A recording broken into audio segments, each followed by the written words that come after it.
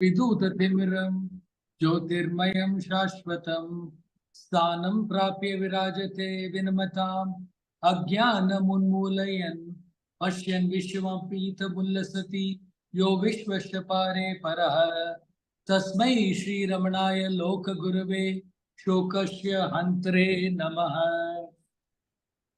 Dear brothers, sisters, and children in Sri Bhagavan, today we collectively celebrated the 74th Aradhana of Bhagavan Sri Ramana Maharshi across the globe.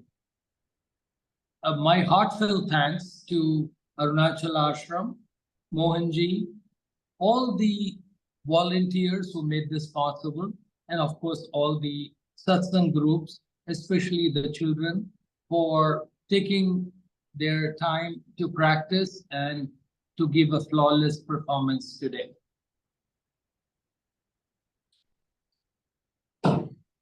Last night, we also celebrated the Mahanirvana occasion, starting from 8 p.m., culminating around 8:47, when Bhagavan shed his mortal coil and merged with Arunachala. Friends, today I want to pose a question to you. Of course, it's hypothetical. Are we all irrational in celebrating the dropping off of the physical body of our Bhagavan Ramana? Are we irrational? No, definitely not. These functions are a celebration of the revival of the profound teachings of Advaita Vedanta, the philosophy of non-duality by our Bhagavan in the modern era for eternity. These timeless teachings guide us to the realization that within the essence of our being lies an eternal flame that transcends the temporal boundaries of birth and death. The phenomenon of Bhagavan shedding his body only proved to the world that we as the eternal Atmans are beyond the limitations of the human flesh and the vagrancies of time. One can say, by shedding his impermanent, perishable body, our Bhagavan made permanent and imperishable his unique teachings for eternity. Bhagavan Ramana's message was simple yet profound. The essence of our being is pure consciousness, and realizing this truth is the ultimate goal of our life. Through self-inquiry, he guides seekers to look within themselves to discover the source of true happiness and peace. In today's fast-paced world, where distractions abound and material pursuits often overshadow the quest for inner fulfillment, the observations of Bhagavan Ramana's Aradhana serves as a reminder to pause, reflect, and reorient our priorities. Celebrating his Aradhana is an opportunity to rekindle the flame of spiritual aspiration within us, to reignite our commitment to self-discovery and to practice the timeless spiritual truths that he expounded. Aradhana is a time of collective reverence and community bonding. Friends, as we come together as a group of misfits in this world to honor Bhagavan Ramana Maharshi, we are reminded of our interconnectedness and shared journey towards the realization of our true nature. Our self, as Bhagavan said, our self-realization is the biggest social service that we can do to help the mankind. And every passing year, this becomes more and more true. In Advaita Vedanta, death is not a terminus, but a mere transition. a shedding of the transient veil of the physical form, while the eternal essence, the Atman, continues its boundless journey through the tapestry of existence, untouched by the fleeting shadows of mortality. Bhagavan Ramana Maharshi, the epitome of spiritual illumination, embodied this truth with unparalleled grace, demonstrating unwavering serenity even in the face of physical affliction and eventual transition from the mortal realm. Today's celebrations were a joyous celebrations of the eternal nature of existence itself. It is a resplendent festival of non-death, a radiant acknowledgement that the essence of Bhagavan Ramana Maharshi and indeed each of us transcends the constraints of time and space, echoing through the corridors of eternity. Even in the earthly realm, Bhagavan never tethered his identity to the ephemeral vessel of the body. His steadfast guidance implored devotees to turn inward and discover him as their inner guru, illuminating the path to self-realization. During his final illness, when the devotees beseeched him with plaintive cries of continued need and dependence, he gently redirected their focus from the transient corporeal form to the formless self, reminding them, quote, "You attach too much importance to the body," end of quote. In this simple yet profound response, Bhagavan Ramana Maharshi encapsulated the quintessence of Advaita Vedanta. That the recognition of one's true identity as the eternal, unchanging consciousness beyond the ephemeral dance of existence. His resounding exertion, "I am not going away. Where could I go? I am here." Three sentences. "I'm not going away. Where could I go? I am here." Transcends the confines of temporal perception, inviting us to embrace the eternal now and recognize the timeless presence within, guided by his timeless teachings. This proclamation of the eternal now underscores the timeless and eternal nature of the ultimate reality, beckoning us to shed the shackles of the past and future and dwell fully in the present moment. Indeed, can we not all bear witness to his luminous presence, palpable both at his ashram and within the recesses of our own hearts? His compassionate legacy endures, offering his ashram, the sacred Arunachala, as bastions of spiritual solace, while his teachings distills in the profound simplicity of "Who am I?" serves as beacons of illumination on our spiritual voyage. Once we surrender to the divine embrace of Bhagavan Ramana, we are enveloped in profound joy and serenity, feeling as if we have returned home to the sanctuary of our true selves. The yearning for external guidance dissipates, replaced by an unwavering commitment to imbibe and embody his teachings with steadfast faith in their transformative potency. Bhagavan's descent on earth is aimed to guide us away from seeking God and Guru externally.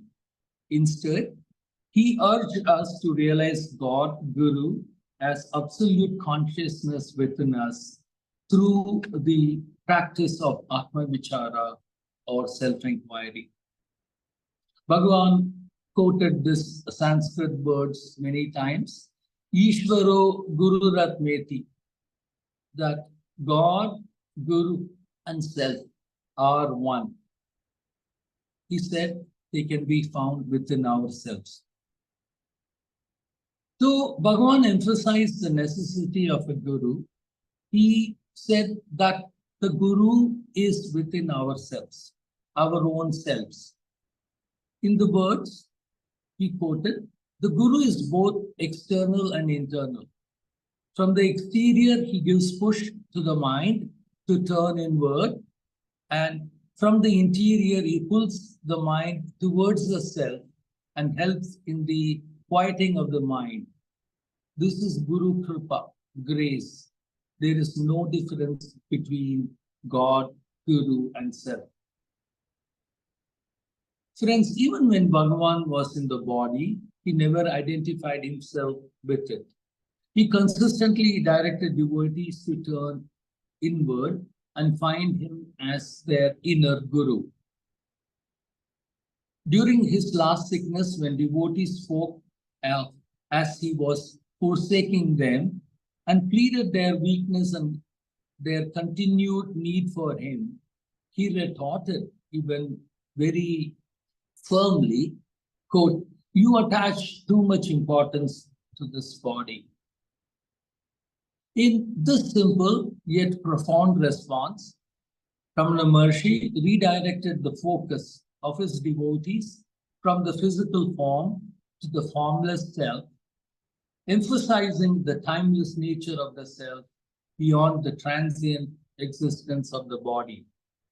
The statement encapsulates the core teaching of Advaita Vedanta, recognition of one's true identity as the eternal, unchanging consciousness. Bhagavan's response serves as a reminder that Guru is not confined to the physical form and that the true essence of guidance lies in the formless, eternal self.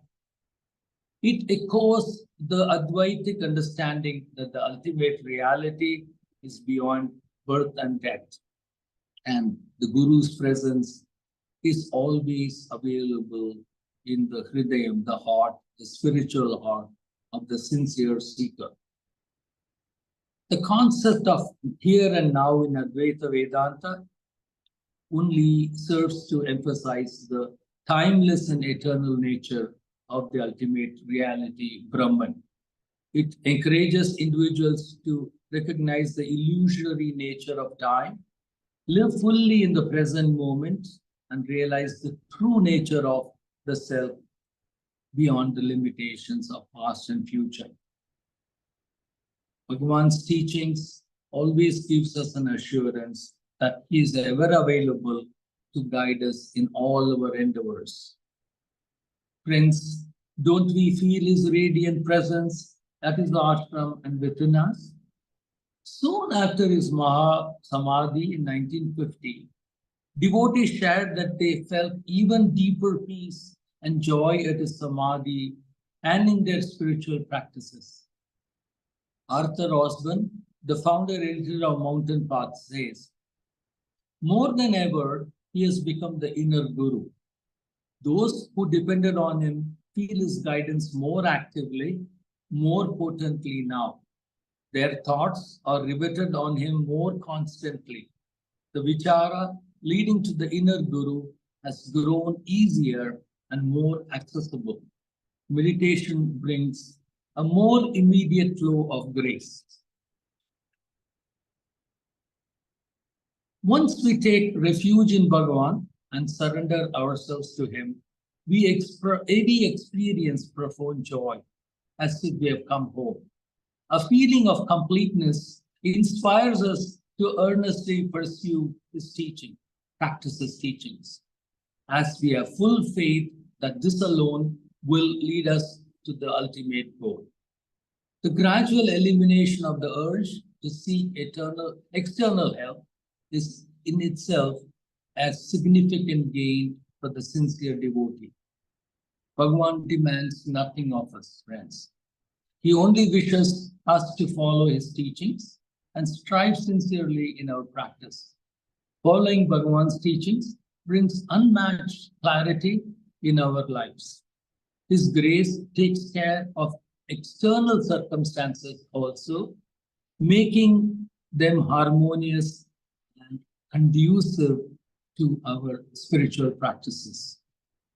The truth is that no one can give us liberation. The way can be pointed out, directions can be given.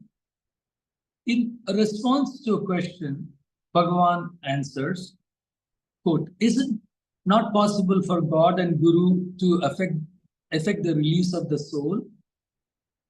In who am I? Bhagavan answers clearly, God and Guru will only show the way to release. They will not by themselves take the soul to the state of release. In truth, God and Guru are not different. Just as the prey which has fallen into the jaws of the tiger has no escape, so those who have come within the ambit of the Guru's gracious look will be saved by the Guru and will not get lost. Yet, each one should, by his or her own effort, pursue the path shown by the God or Guru and gain release. One can know oneself only with one's own eye of knowledge and not with someone else. Does he who is Rama require the help of a mirror to show him that he is Rama? Only a Satguru like Bhagavan can respond with such unambiguity. Our intense earnestness and total dedication to the goal are the most essential factors. We simply need to attend to making ourselves ready, and the rest is automatic. Friends, Bhagavan did not live for his time alone. His presence and guidance can be experienced now, in fact more, just as when he was physically present. Those who turn to him with sincere aspiration and longing, those who tried their best to apply his teachings, will feel his grace and guidance anywhere in the world. There is no doubt about it. It's like not tired of telling, the ashram gets devotees from nearly 140 countries spanning the globe every year. Sincere practitioners of truth, sincere seekers. Today, as we honor the Aradhana of Bhagavan, we should first remind ourselves that Bhagavan is always here, ever to guide us in all facets of life, and there is no need to look elsewhere. Let us rejoice in the celebration of life's eternal essence, transcending the transient dichotomy of birth and death, and embracing the infinite and eternal truth that animates the very fabric of existence. In conclusion, Bhagavan's life and teachings validate the truth of the entire Upanishads. In fact, he brought to life these teachings from book knowledge to one that is practiced 24/7, all 365 days. Friends, we can all retire tonight knowing that we are all on the highest spiritual path of Jnana Marga. This path of Jnana Marga has been made possible by the performance of active karma yoga by all of us, nishkamya karma by all of us, coupled with the intense bhakti for God, Guru. For why would we be spending 12-14 hours on a Sunday gathered together? Thanks for being a part of my spiritual journey. Om Namo Bhagavate Sri Ramanan.